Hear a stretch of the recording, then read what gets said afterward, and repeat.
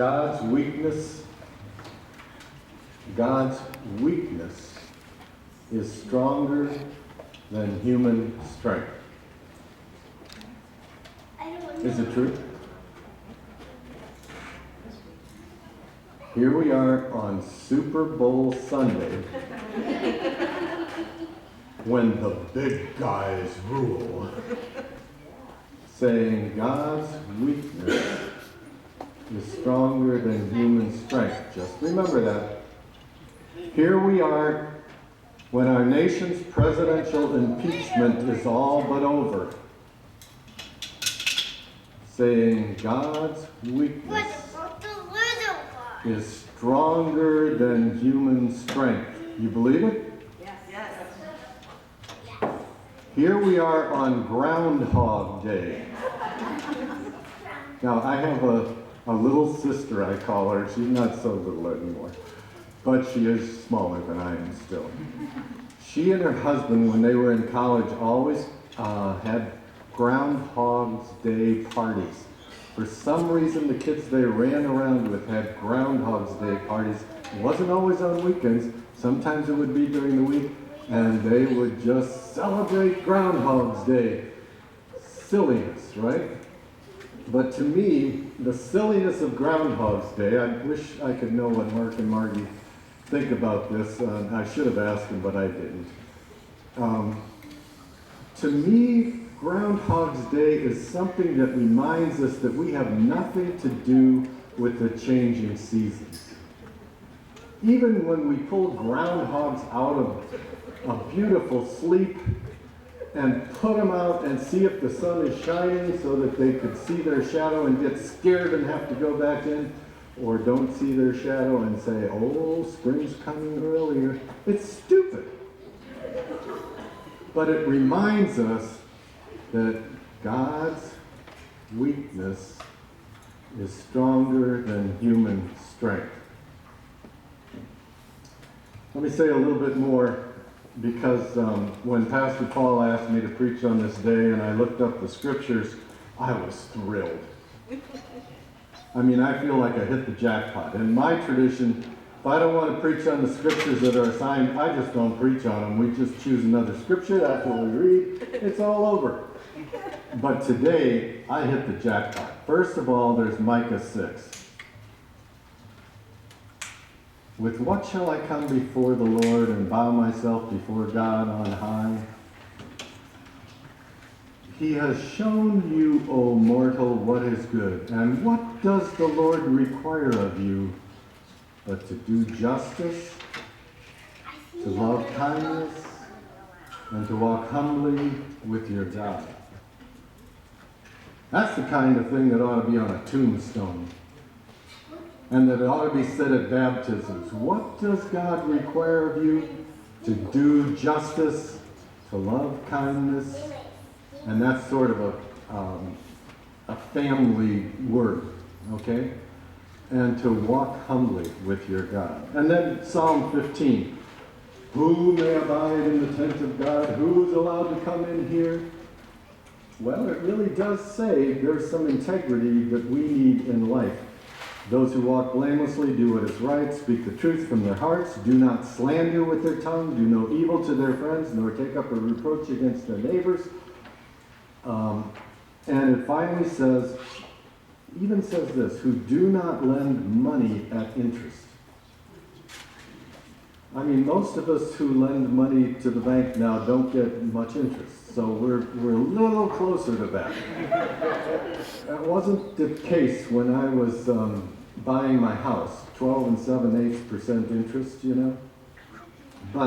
And I was getting 6% in the bank then. But they say you shouldn't lend money at interest. So Psalm 15. Then what do we have? The Beatitudes. St. Matthew. Things are going to be upside down. Blessed are not the rich, but the poor. Blessed are not those who are alive and well and doing wonderfully, but those who are crying because they lost somebody that's close to them. Blessed are not the proud who can say, I've done everything on my own, but the meek who say, nothing. Blessed are those who hunger and thirst for righteousness, not to be successful, but to be correct. Blessed are the merciful. Well, you know that. All that stuff. Read it again when you get home. I spent too much time on my sermon during the early service, so you're going to get a shortened version. And then finally, the fourth scripture lesson for today. If I had more than two in the United Church of Christ, a lot of people would get upset with me. You're wasting our time. Don't read that old Bible stuff. I really appreciate the fact that you're willing to go through 4 scriptures every Sunday. Okay, enough said. The final one is God's foolishness is wiser than human wisdom.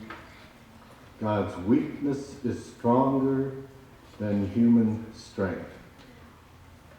The Bible has that as a recurring theme. God's power shows through our weakness. Jesus was crucified, killed by the authorities in a way meant to terrorize the population. But his early followers found it freeing, and we still, for 2,000 years, Christians have found that freeing.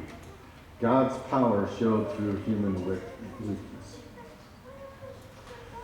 Then, in the early services, when I did the children's sermon, and talked about a few of the different Bible stories, there are some more that I didn't mention, but again, I'll keep going. Now, friends, all of this stuff about weakness, God's power, and our weakness makes sense, but we don't always accept it. 9 years ago, when I retired, I chose this particular passage for one of my last 4 sermons. They were very important to me, and I didn't have to use this one. It was assigned for the day. It was almost to the week from now. And I said, okay, I am going to preach on that because this is what the gospel's all about. This is what I've been preaching about for 27 years from this pulpit. And I want to say it again. 9 years ago then, in that sermon I wrote, we know that foreigners often want strong men in positions of leadership. Russians like Vladimir Putin, it's true, he was still in power then. Venezuelans by Hugo Chavez, standing up to the USA, that was what he wanted to do. Iranians and many Middle Easterners want a power dictator. I talked about Tunisia and Egypt and the question of whether anybody but a strong man could keep the Muslim Brotherhood in check in Egypt. I talked about the Shah of Iran in the old days, who some of you remember, I bet. Augusto Pinochet, who overthrew the democratic leader, and people were thrilled in Chile, and a lot of us in the United States were thrilled too that we had overthrown democracy in Chile so that we could have better business with those business people down there. The Duvaliers in Haiti, the Contras. You remember all that stuff? A lot of people want a strong man. And only a woman who can be like Golda Meir or Maggie Thatcher and be a strong woman is what they want in control of the government. The USA had the same thing, George Washington, and then a series of military people, Stonewall Jackson, U.S. Grant, Dwight Eisenhower. You've got Winston Churchill in England, who fought the Germans rather than negotiating. You got John Kennedy, who was forced basically to face down Khrushchev in Cuba.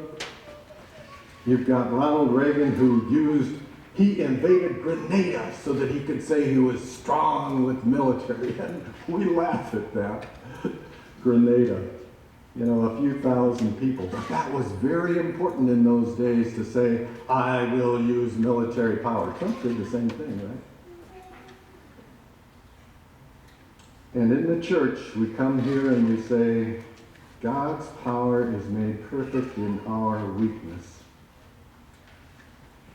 And people laugh. No way.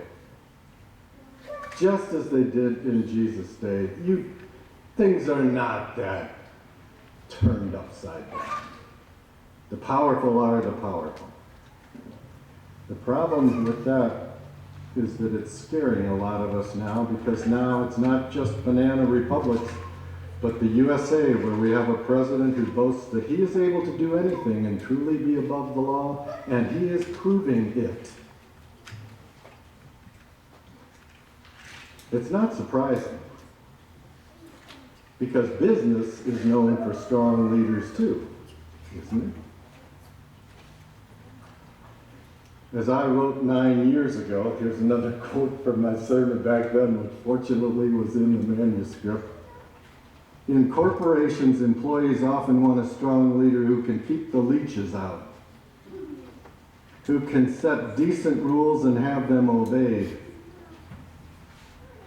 And then in schools, most people who work in schools want a decently strong principal who can be in control, so that when a kid misbehaves in class, you can send them to the principal's office and they can take care of it. Sometimes it's the vice principal. That's the way it was in my schools after we got through junior high. But that's the way it is. And in my old age, as I was getting ready to retire, I was a competitive swimmer in high school and a little bit of college. In my old age, I got on to the volunteer swim coaching for Lake High School swim team, okay? So I traveled on buses, and it amazed me to see how much discipline was in the lake schools. When that bus driver spoke, those kids listened. And it was more than one bus driver. But they had a principal who was setting the tone, maybe a superintendent too, I don't know who it was. But when they came to a railroad track, and the bus driver said, "Okay, railroad track," they shut up. So he could hear, he or she, it was mostly she, could hear whether a bus was coming. People like that. People like that, having a strong leader. So do we want strong men with rules? Or do we want Jesus, who God raised from the dead, because the strong men had him tortured and killed to set a standard and teach him a lesson? It's not just Jesus, it's not just the New Testament that talks about weakness and power. In the Old Testament, probably 550 years before Jesus, maybe 700 years, depending on how you date it, the prophet Isaiah, there were probably two prophets, Isaiah, that's why I say this, wrote some suffering servant songs. That's what they're called, suffering servant songs. Surely he has borne our infirmities and carried our diseases, yet we accounted him stricken and struck down by God and afflicted, but he was wounded for our transgressions, crushed for our iniquities. Upon him was the punishment that made us whole, and by his bruises we are healed. All we like sheep have gone astray, and we have turned all to our own ways, but the Lord has laid on him the iniquity of us all. God's power is made perfect in human weakness.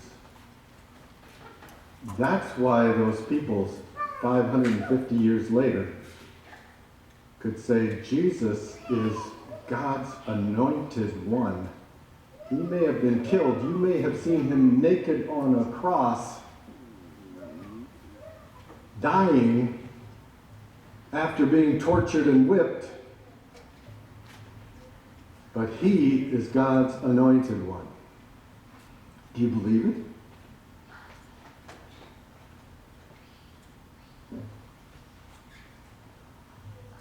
There are ways in which we know this weakness stuff can be true. And one of them, I say, is in communication. Most of us don't like to talk to someone who has all the answers or thinks they do. It's more fun when we find someone who we can talk with who will admit their own faults, isn't it? That's sort of interesting if you think of this in relation to Donald Trump.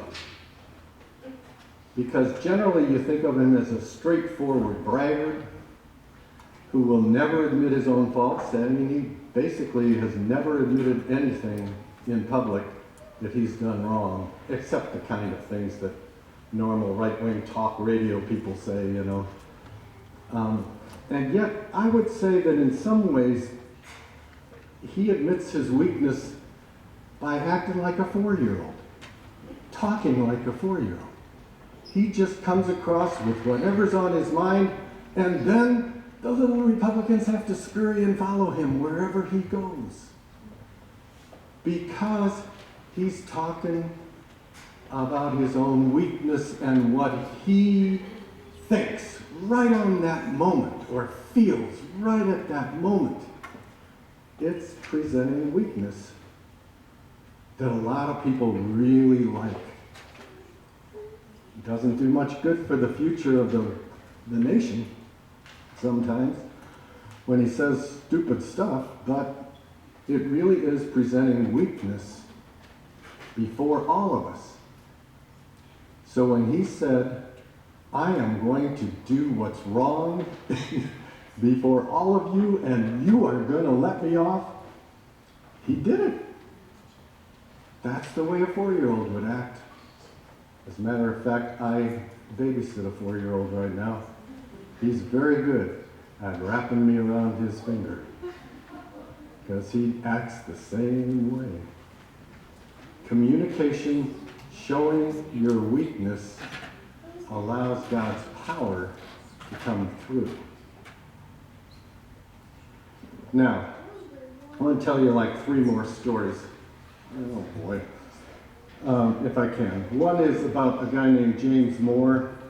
I see him all the time, so to speak, in Sunday school class. I go to Sunday school in Uniontown when I'm not at places like this, and often they use his books, okay? And here's a story from James Moore about turning weakness into strength. He says when he was a seminarian, he took a course in clinical pastoral education, going into a hospital, trying to visit people and all that kind of stuff, okay? So one day, a head nurse came to him and said, Mrs. Davis is in dire need of pastoral counseling. She's facing serious brain surgery tomorrow morning. She's in poor physical condition, and she is disgusting to deal with. She's self-pitying. She is sour. She's going to be nasty about everything. Just be ready. So he decides, I think I'm going to go in and I'm just going to listen to this woman. I'm going to listen. And just before he walked in, they said to him, by the way, she can't talk right now. She's not allowed to talk. So here he was, ready to do all the listening, not knowing what to say to this woman anyway, and she couldn't talk back. Here's the way his story goes. He bumbled into the desperately ill woman's room, accidentally banging the door into the wall. He then lurched forward into the room, jarred the poor woman by kicking her bed. Mortified, he then launched into a stuttering, stammering series of platitudes and prayers, saying all the wrong things. And as soon as he could, he ran out. A few days later, he was amazed to find that Mrs. Davis was recovering nicely and in remarkably good spirits. And even more incredibly, she was praising him and crediting him with practically saving her life. He says, I don't understand. I felt so terrible. I was so ashamed. I did everything wrong. And she said, that's just it. I felt so sorry for you. It was the first time I felt sorry for anybody else in months. And the doctors tell me that little bit of compassion you brought out of me helped me get well. Second story, Stephen Hawking. I didn't know this until I looked it up on the internet. I think of Stephen Hawking as the astrophysicist from Cambridge who ended up in a wheelchair with ALS and lived with ALS for longer than anybody I've ever heard of, and continued to do his work even when people couldn't understand what he was saying, but he would somehow get computers to figure out what he was saying and let them know about astrophysics. Amazing stuff. Well, they say, or he said, that before he became ill, he had very little interest in life. He was beginning to call it pointless existence. He drank too much, did very little work. Then when he learned he had ALS and was not expected to live more than 2 years, he claims he was happier than before. When everyone's expectations are reduced to zero, one really appreciates everything that one does have. And he probably, I'm guessing, a kid with Asperger's or something like that, a bit of autism, and an inability to deal with people in a social way very well. He becomes the great astrophysicist because he could focus on staying alive and doing what he thought was worthwhile. Why should we admit our weakness and open it to others? Well, here's my answer. Because our weakness is reality. We are tiny specks on a seemingly insignificant planet, in an insignificant solar system, in an insignificant galaxy, in a huge universe. And even though we now have a lot of power to actually do away with human life, not only through global warming, which we've already done. I mean, the world has changed already. It's gone. The old world that I grew up in is gone. It's different now, and the only question is whether we're going to continue to allow it to deteriorate with carbon dioxide levels or whether we're going to do something about it. But we also still have the nuclear bomb and biological weapons, both of which we could use to destroy things, and yet we're insignificant. Little tiny specks in a huge universe. One more story. The U.S. Navy ship off the coast of Newfoundland. Ship's captain heard another radio on the sea, and he clearly said to the person on the other end, "Please divert your course 15 degrees to avert a collision." The answer came back, "We recommend you divert your course 15 degrees. This is the captain of an U.S. Navy ship," he said. "I say again, divert your course 15 degrees. And back came the answer, "No, I say again, divert your course." This is an aircraft carrier of the United States Navy. We are a large warship. We cannot change our course quickly. Divert your course at once. The answer came back, "This is a lighthouse.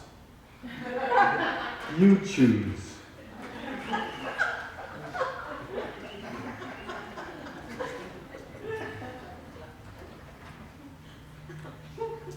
We are weak, but God's power can live through our weakness when we allow it to do so. Amen. Let's sing, "Where cross the crowded ways of